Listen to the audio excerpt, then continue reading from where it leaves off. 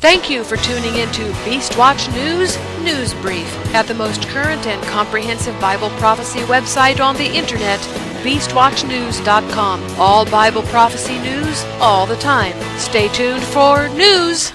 The scripture for today is Psalms Tehillim 127:1, a song of degrees for Solomon.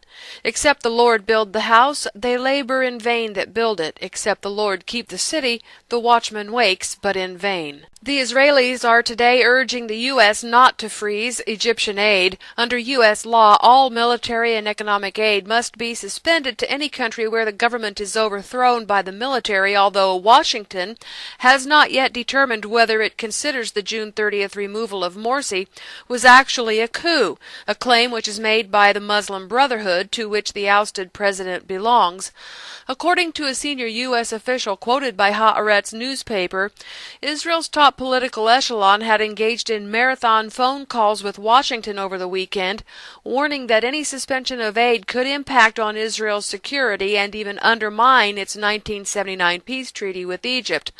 However, it was revealed last week that the law that governs the Egyptian aid has a clause in it that allows the aid to continue even if there is a coup, which is against U.S. law, as I just reported. So, although there is the clause in the Egyptian aid contract, Obama is refusing to call Egypt's coup a coup in order to fulfill the political agenda. Under the peace talks heading, Netanyahu is said to have met secretly with Palestinian leaders recently. According to former PA Minister al-Ajrami, he and others, including Yasser Abed-Rabbo, a top advisor to Mahmoud Abbas, held direct negotiations with Netanyahu. But Netanyahu's office is denying that they ever met with PA officials. A group of 150 children that mounted Temple Mount on Monday were warned by police not to bow. Witnesses said the children suffered due to the strict police regulations at the site, which prohibit Jews from showing any form of religious worship on the Mount. The visit by the Jewish children angered the Muslims. The split in Israeli society is beginning to come to a head. Member of Parliament Ruth Calderon is concerned about the increased Jewish talk about building a temple on Temple Mount. She said that in the past this kind of talk was marginal, but today she hears it very strongly, even in the Knesset. She said this is a very harsh innovation. Any backtracking is dangerous in my eyes. But the Temple Institute has today released a video showing the children are ready to build the Temple Mount.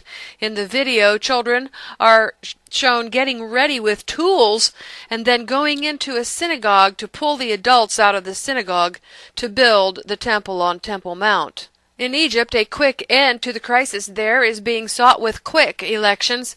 Egypt's interim rulers issued a faster-than-expected timetable for elections to try to drag the country out of this crisis, a day after 51 people were killed when troops fired on a crowd supporting ousted President Mohamed Morsi. The Muslim Brotherhood has rejected the timetable for the new elections, and Egypt's Islamist Noor Party has accepted former finance minister as its interim prime minister. The military has arrested 650 pro-Morsi protesters as the Muslim Brotherhood is calling for another uprising. In Syria, the rebels have asked for a truce from Damascus, but Damascus is rejecting the idea of that Ramadan ceasefire.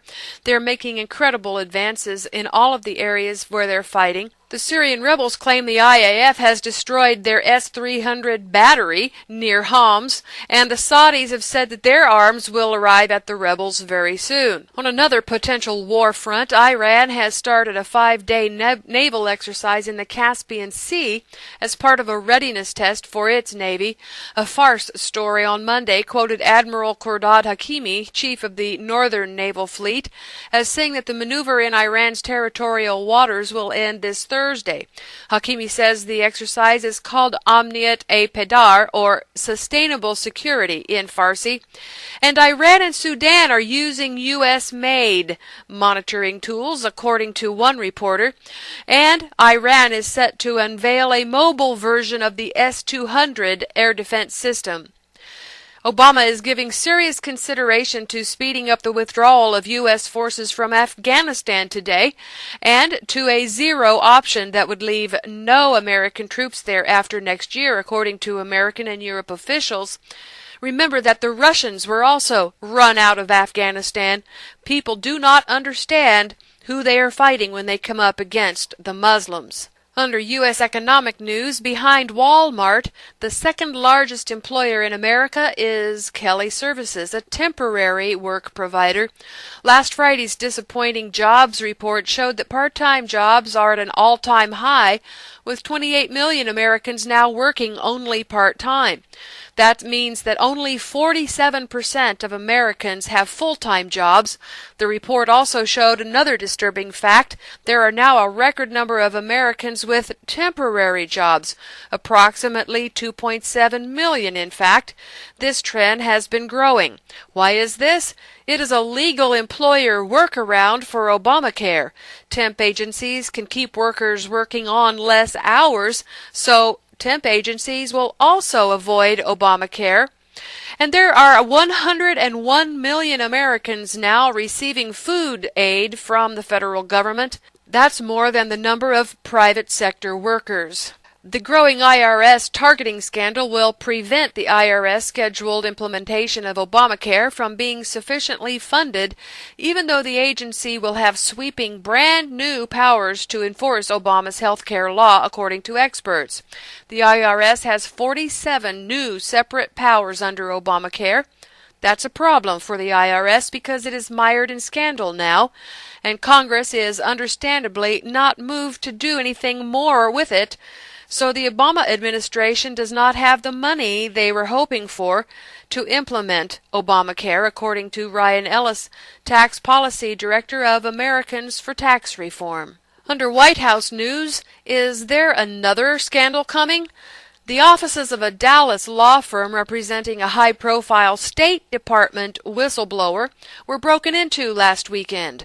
Burglars stole 3 computers and broke into the firm's file cabinets, but silver bars, video equipment, and other valuables were left untouched, according to local Fox affiliate KDFW, which aired security camera footage of the suspected burglars entering and leaving the offices around the time of the incident. The firm Shulman and Matthias represents Aurelia Fedenizen, a former investigator at the State Department's Office of the Inspector General. She has recently raised a slew of explosive allegations against the department and its contractors, ranging from illicit drug use, soliciting sexual favors from minors, and prostitutes and sexual harassment. And if you can believe this is going on in America, a video clip shows numerous Obama supporters in California, where else, signing a petition to repeal, listen to me, repeal the Bill of Rights, in another shocking reminder of just how many Americans will mindlessly give up their liberties in the name of supporting Obama. Under the police state, 30,000 California prisoners have refused meals in an apparent hunger strike.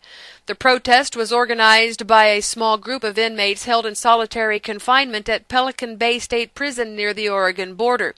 Their complaints focus on policies that put inmates in isolation indefinitely, listen to me, indefinitely, some for decades, if they're suspected of having ties to prison gangs.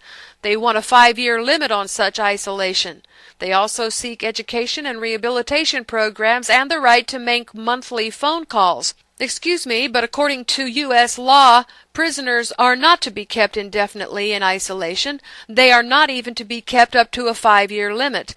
They are to be allowed education and rehabilitation programs and do have the right to make monthly phone calls, even in a privatized prisoner system. Also, female inmates in California have been sterilized, yes, sterilized, without their approval. Now, folks, listen to this. This kind of treatment is coming for all Americans. This is just practice in our current prison system for those who will be incarcerated in FEMA camps in the future. Under gun control, a flurry of recent stories about police knocking on and sometimes knocking in People's front doors have raised alarms in both the U.S. and Canada about whether the home is still constitutionally protected from increasing police power. High River, Alberta has become a recent focal point of the controversy when it was revealed that Royal Canadian Mounted Police entered the flooded town after a mandatory evacuation, broke down doors, and began confiscating several hundred firearms.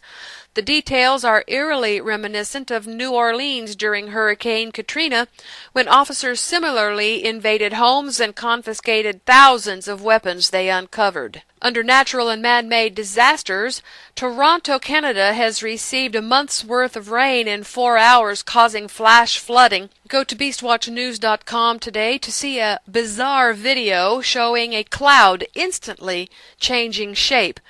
There is an unknown source of light in the sky in this video, and the cloud acts as if someone or something is controlling it. A Colorado baker is facing a year in jail for refusing to make a cake for a gay wedding. Jack Phillips, the owner of the bakery, refused to make the cake for Dave Mullins and Charlie Craig, a Denver area gay couple, citing his Christian beliefs. According to the Colorado prosecutor, the complainants can sue Jack Phillips in the regular court system, or he can potentially be prosecuted by the district attorney and sent to jail for up to 12 months. This is Beastwatch News Daily Update. See these and other stories at BeastWatchNews.com. Bible prophecy news every day except Shabbat.